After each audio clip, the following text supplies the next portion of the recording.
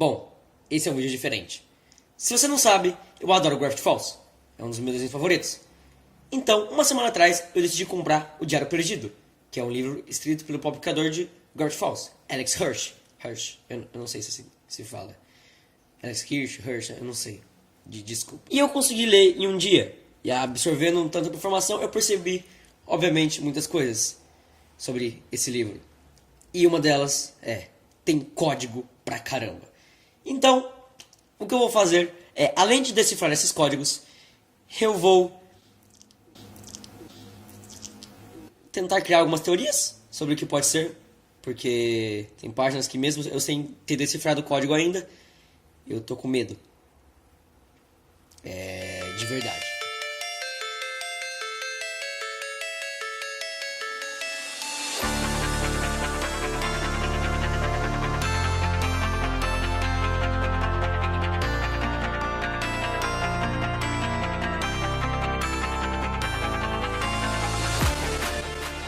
Bom, a primeira coisa que você abre quando você vê o diário é uma página em branco.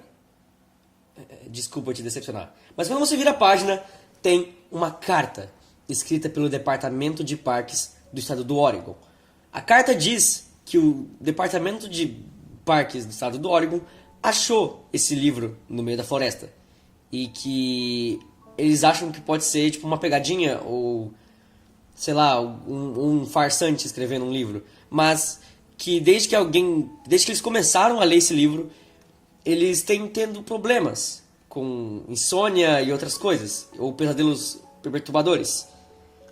E eles colocaram para vender na venda de itens confiscados do Departamento do Estado do Oregon.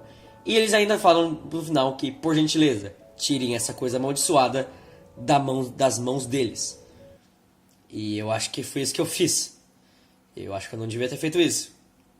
Me desculpa, mas tava na promoção. Fazer o quê? Eu vou deixar a carta aí se você quiser ler. Se você quiser ler aí, você pode deixar. Eu vou deixar aí uns 3 segundinhos aí, se você quiser ler. Então, lê aí. É legal. Depois que você vira a página, tá escrito aquela mensagem que todo mundo conhece, que é o propriedade de e tá rasgado. Eu escrevi meu nome em luz negra, desculpa, eu quis fazer isso. E depois aparece lá, volume 3. Na próxima página aparece volume 3, escrito Ad Astra per Aspera, que significa para as estrelas com dificuldade, em latim.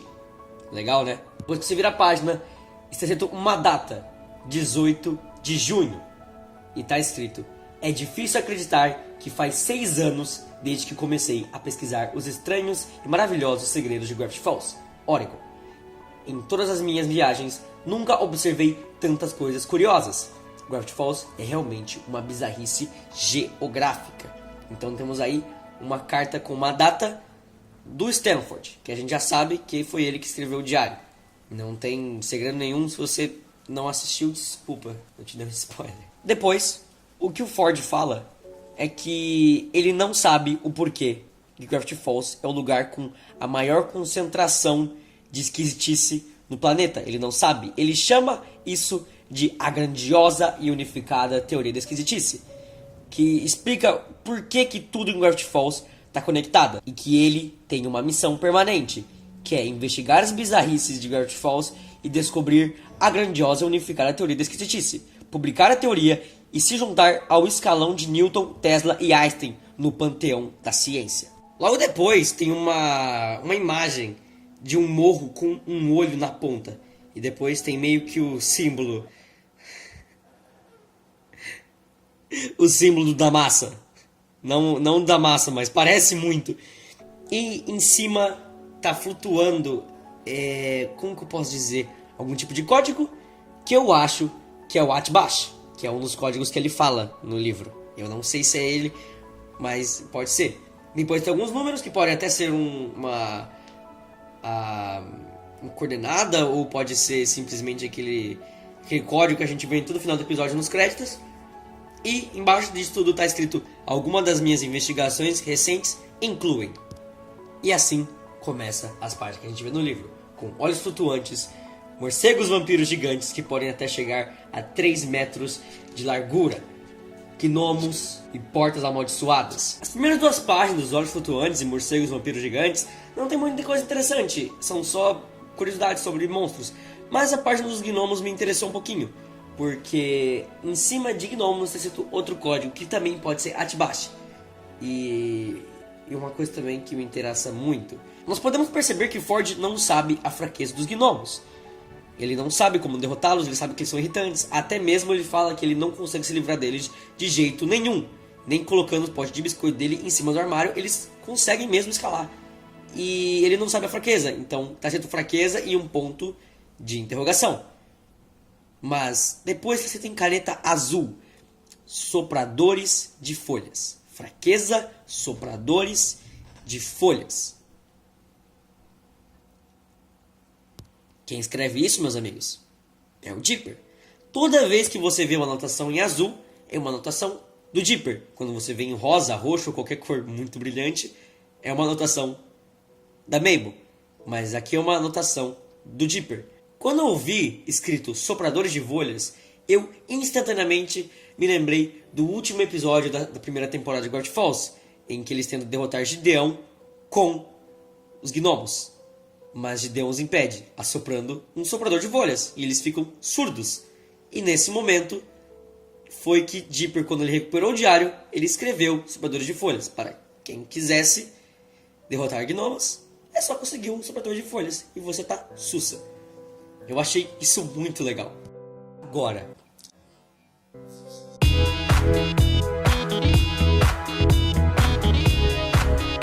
as próximas 2 páginas me deixaram meio intrigado, que é uma página que fala exclusivamente sobre o Ford.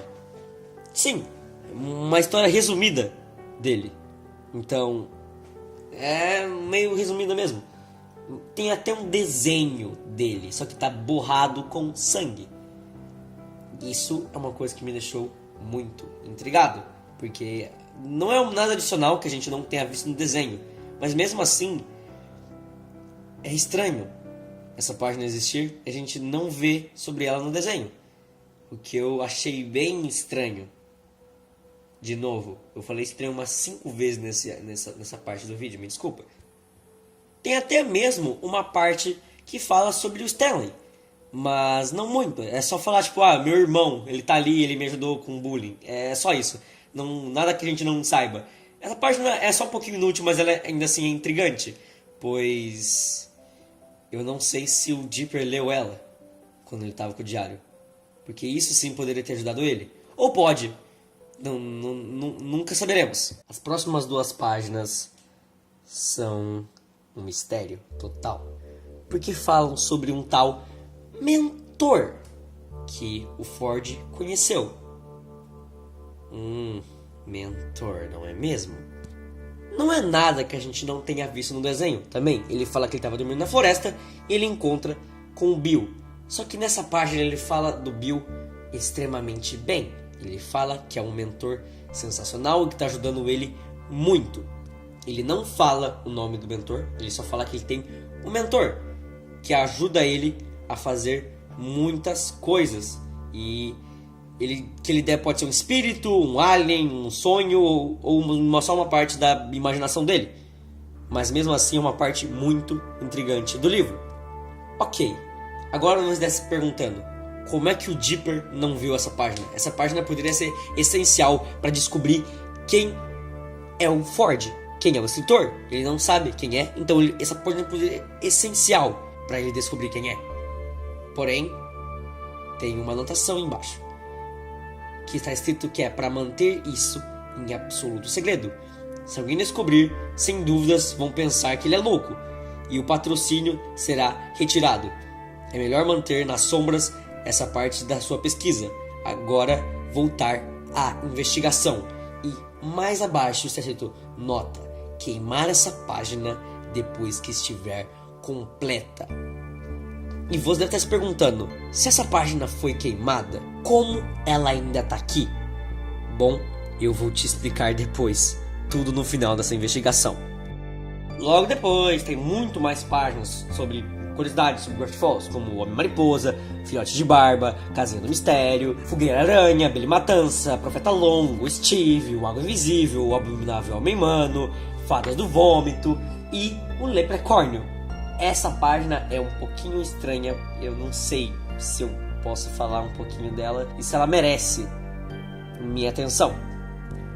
Essa página, na verdade, é só mais uma curiosidade de Gravity Falls, mas tem 2 trechos que me deixaram intrigado, que são códigos e códigos, que eu não consegui decifrar ainda, porque eu não comecei, mas mesmo assim vou deixar só uma anotação só pra ver se alguma hora vai sair, se esse tiro vai sair pela culatra, ou se é realmente uma coisa importante, tem códigos importantes demais nessa página. Eu só vou ver mesmo. E depois tem o Pato Estômago, Codorna Investigadora, a Vacaruja, o Polvião, Pica-Pau, que são só meio coisa, sabe? São só coisas, outras curiosidades. Essa parte não é tão importante, mas é bem legal deixar ela aqui entre parênteses, porque é muito interessante no final. É uma parte que fala sobre o Poço Sem Fundo. Aquele episódio, Poço Sem Fundo, que ele tá realmente uma anotação só sobre ele aqui nesse diário. Ele tá falando o que a gente já sabe. Você joga e ele pode voltar ou não. Se não voltar em dentro de 24 horas, você perdeu o seu objeto. Desculpa, então não jogue seu laptop lá dentro. Só não joga, por favor. Logo abaixo tem mais alguns códigos que eu posso resolver depois, só depois que eu já fizer esse resumão do livro. Logo depois temos uma página escrito um pouco de história, em que ele conta um pouco de história sobre Gravity Falls. Ele fala que em 65 a.C. dinossauros dominavam, o que é um pouco provável, porque 65 a.C. Vocês sabem, é muito pouco tempo.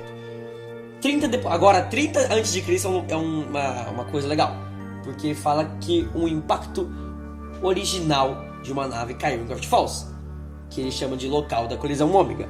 Que não é pra contar pra ninguém sobre isso, me descobri Ford, mas eu já contei. 1000 depois de Cristo, o Ford ele vê que tem alguns potes, nas suas investigações ele vê que tem alguns potes indígenas que tem o rosto do mentor dele.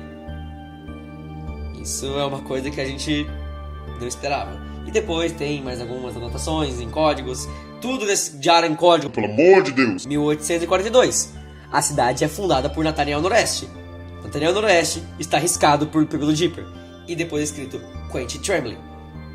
1849. A Corrida do Ouro. 1850. Corrida da Flanela, pouco conhecida. 1851. A mineração cessa, depois que mineradores afirmam terem visto bestas pré-históricas. E está entre parênteses. Necessário investigar. Bom, essas escrituras pré-históricas a gente vê no episódio em que o Oz é raptado. Na década de 1860, o toca-aqui é supostamente inventado por colonizadores da Rota do Oregon, Grady e Fertilia Mac. A Fertilia bateu recorde de 42 filhos, que a gente vê no episódio da Viagem no Tempo. Em 1883, acontece o grande acidente de trem de 1883, que diz que o condutor se distraiu com um flash de luz e caiu do penhasco. Eu achei estranho, porque eu vendo o episódio, não achei esse incidente do trem. Eu realmente não achei, o que eu achei estranho. Então deve ter sido só uma viagem do tempo do próprio Blend. Então, é estranho. 1920. A proibição do xarope de boldo leva a bares clandestinos de panquecas. Em 1937, um avião cai nas montanhas. Mulher escapa da floresta. A Melida esteve aqui gravada nas pedras. 1947, um OVNI avistado seguindo para o leste. Ronald Spottiswoode alega acertá-lo com um tiro. 1960, restos de um acidente de trem formam o restaurante Gorduroso, que é o restaurante daquela mulher lá que eu esqueci o nome, me desculpa. 1975, minha chegada em Gravity Falls, ou seja, nós sabemos que o Ford chegou em Gravity Falls em 1975 e 1981, descoberta do meu mentor e depois o futuro. Ou seja, nós sabemos que o livro foi escrito cerca da década de 80 e depois tem uma anotação gigante da Mabel, escrito em rosa, escrito em 2000 em 20.712, o bebê gigante domina o universo. Que a gente também vê no episódio o segundo episódio sobre viagem no tempo, que é o episódio dos jogos de blending. Logo depois tem uma seguinte mensagem do Ford: estranho, enquanto fazia pesquisa nos arquivos da biblioteca, encontrei uma caixa discreta, enferrujada, marcada com a palavra Pines e uma chave cravada. Curioso, abri à força e encontrei isso. Não consigo decifrar o código, então a mensagem não faz sentido para mim. Um dia, quem sabe, eu o decifre. E depois tem 2 pedaços de papéis gigantescos escrito em um código que eu também não entendo. Pode ser o código Caesar ou César, dependendo de como você quer falar. E no meio tem uma foto do blending. E do lado 2 caras, o que é muito legal, e eu vou investigar isso mais pra frente. As próximas 2 páginas são bem legais também, que todo mundo sabe, na verdade, que essa página existe, que é a página que fala sobre Nathaniel Noroeste. Essa folha conta que Nathaniel Noroeste pode não ser o fundador da cidade, porque o Ford encontrou algumas leis bizarras demais para um cara como aquele, e que ia ser muito legal se tudo fosse uma fraude mesmo, porque a família Noroeste ia perder todos os bens que eles têm na hora. Ele descobriu isso meio que mexendo em alguns documentos antigos da cidade, e ele não consegue decifrar o código. E logo depois tem um desenho da Mabel falando que o autor é burro porque ele não sabe decifrar códigos básicos, que é transformar o código no chapéu. Ah não, fiquem com a foto, essa parte é sensacional. Próximas 2 páginas, que foram escritas no dia 3 de agosto, eu gostei muito de ler elas porque me trouxe um sentimento de nostalgia muito grande. Porque mesmo o Ford não conseguindo decifrar o código, ele acha que o documento é o suficiente para provar que a família está errada. Então ele vai lá pro Solar dos Noroeste. E quando ele vai lá pro Solar dos Noroeste, ele vai encarar o velho Noroeste, que é o patriarca. Só que ele não encontra ele. Na verdade, quem encontra com ele é o filho dele, o Preston, que é o pai da Pacífica. Eu falei, meu Deus, o Ford conheceu o pai da Pacífica quando ele era criança. Que legal. E bom, ele olhando pro garoto falou, tá bom, ele serve para eu acusar ele de crimes. E ele começou a ler os crimes, mentir sobre ter fundado a cidade, quebrar acordos com os nativos, construir cataventos que os favorecem. E o Preston ficou impassível quando ele mencionou, de improviso, a grande enchente de 1863. Então, depois que o Preston ouviu sobre essa enchente, ele escoltou o Ford pra fora do Solar. E acabou que o Ford decidiu de investigar o assunto do Noroeste para investigar outra coisa, que é o grande segredo da grande enchente, que nós vamos ver no próximo vídeo. Eu sei, esse vídeo tá muito longo, me desculpe, mas este foi o primeiro episódio do primeiro ato, que o primeiro ato vai se resumir, obviamente, em, entre aspas, ler o livro. Se você gostou, deixa o like e se inscreve. Esse vídeo deu muito trabalho pra fazer, você não tem noção, catar a informação enquanto eu leio o livro, enquanto eu converso com vocês. Então, muito obrigado. Deixa o like se vocês querem que essa série continue, pelo amor de Deus, porque dá trabalho demais. E se não vale a pena, eu não faço mais. Uma boa tarde ou boa noite, dependendo do que você está vendo esse vídeo. E tchau!